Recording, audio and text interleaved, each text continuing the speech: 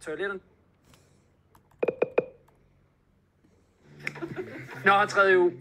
Hvor mange af jer har oplevet, at der har været ulækre toiletter her på skolen? Prøv lige at række hånden op. Hold da op, det var mange.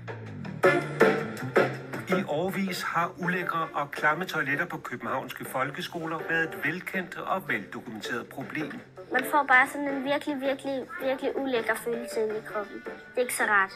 Man får nærmest kvalme. Altså nogle gange ligger der slået på brættet. Det er virkelig ulækkert. De er bange for at gå ind på de her toiletter, men man skal bare huske sin barndom, hvor man kom derind. Og det var et skrækkeligt sted. Når toilettet er stoppet til, og der var lort ud over det hele toiletpapir derinde. Jeg har holdt mig, fordi at der var en, som der virkelig ikke havde skyllet ud. Hvornår er et toilet på skolen virkelig ulækkert? Når det hele er klistret, og der bare er lort ned i toilettet og papir. Godmorgen. Og det gik også godt i går. Ja. Jakob Jensby Christensen er skoleleder på Heibergskolen. Han har skrevet til alle forældre til børn fra børnehaveklasse til og med 3. klasse. Godmorgen. Han gør opmærksom på, at skolen vil sætte hårdt ind på at skabe en bedre toiletkultur på skolen, og beder om forældrenes hjælp til i hjemmet at tale med børnene om det samme. Årsagen til, at vi gerne vil ændre vores toiletkultur, det er jo, at vi ser, at vi har nogle toiletter, som jo ikke er så pæne, som de skal være. Og så har vi jo også nogle børn, som jo desværre går og holder sig hele dagen, fordi at de ikke føler, at de kan bruge de toiletter, vi har. Og det kan vi jo som skole ikke acceptere. Morgen.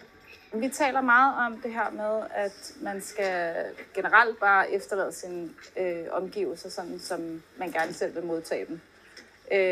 Så det kan jo, altså det er jo selvfølgelig i forhold til toiletkultur, ikke? At man skal være god til at rydde op efter sig selv, sørge for, at der er pænt til den næste. Ligesom vi gør derhjemme.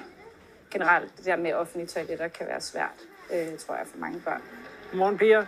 Der er jo færre voksne til at skabe de simple regler herover i forhold til derhjemme, hvor man lige har en forælder til at lige sige, husk lige at bruge børsten.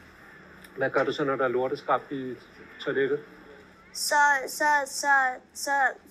tager jeg noget papir, sådan 10 stykker papir og tørrer det af eller noget. Hvordan er det? Og skulle det?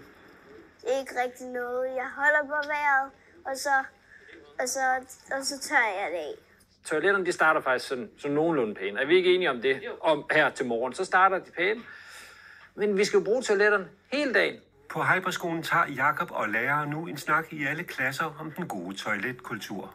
Opfordringer og opgaver. Altså, vi har snakket om, når vi har været på toilet, og så når man lige har tørret, så kan man jo sagtens få noget på fingrene, og så nogen gør sådan, at de med det samme så trykker ud, men så har vi snakket om, at man så skal vaske hænder, og så trykke ud på rør, så får man lige vasket hænder, inden man rører, så der ikke kommer mere snask. Praktiske anvisninger og regler skal hjælpe det hele på vej og sikre, at alle elever kan og vil bruge toiletterne. Hvordan får I kendskab til, at børnene går og holder sig?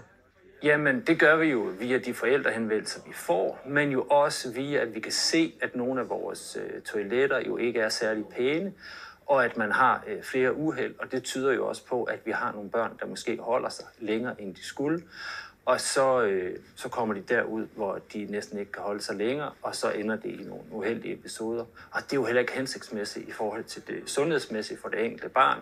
Netop det med at gå at holde sig kan være en alvorlig sag for både blæren og tarmen.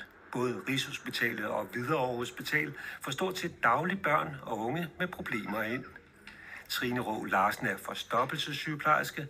Hun siger, at årsagen meget ofte er, at de konsekvent undlader at bruge skolens toiletter, for i stedet at holde sig dagen lang.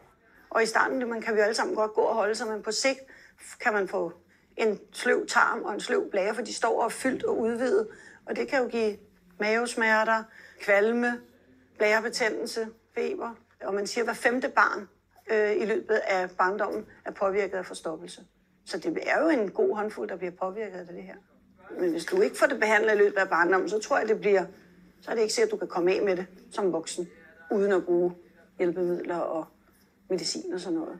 Det velkendte problem er senest igen beskrevet af København Liv, som har været rundt og fotograferet toiletter på københavnske folkeskoler. Udover at holde sig, kan uhumske toiletforhold også betyde, at elever både drikker og spiser mindre i løbet af skoledagen, siger Trine. Jamen, når du spiser og drikker, så skal det jo ud på et tidspunkt, ikke? Og så er der nogle børn, der finder ud af, at hvis jeg ikke drikker så meget i skolen, så skal jeg ikke ud og tisse. Og det kan jo påvirke også. Hvis du ikke får nok at drikke og spise, så kan du også blive forstoppet og ikke skyllet både blære og tarm godt igennem.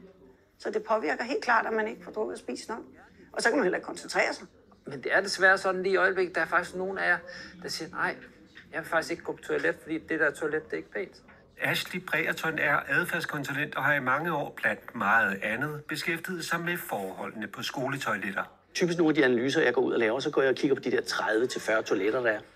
Og over halvdelen af dem har for eksempel hverken toiletpapir, lys, luft eller sæbe i automaten. Det bliver ikke taget seriøst nok. Der skal ledelse til. Voksenledelse, pædagoger, lærere, ledere og rengøring, de skal begynde at tage ansvar for toiletterne. Og der skal være ejerskab, for der er ingen, der ejer. Det er skoletoilet på anden sal til højre. Det er der nogle andre, der gør. Ashley peger på, at kritisable toiletforhold på skoler i yderste konsekvens også fører til mobning. Du bliver jo simpelthen grundmobbet helt ind til din personlighed. Og siger de, Bent, du har tisset i bukserne. Og så har vi hele den der sociale mobning.